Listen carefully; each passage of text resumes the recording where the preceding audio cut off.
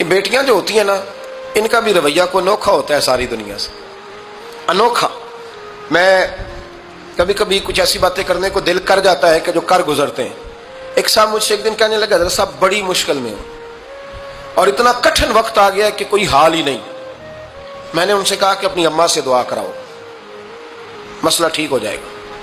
میں نے لگا اماں تو انتقال کر گئی، تو میں نے کہا بہن سے دعا کراؤ۔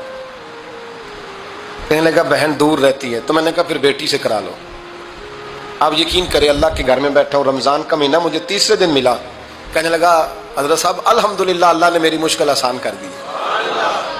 کہنے لگا یہ نسخہ آپ نے بڑا عجیب بتایا، پیر تو اس قسم کی باتیں نہیں نہ بتاتے، پیروں نے تو آپ کو پتا ہے دعائیں قید کر کے رکھی، صرف ہماری قبول ہونی ہے۔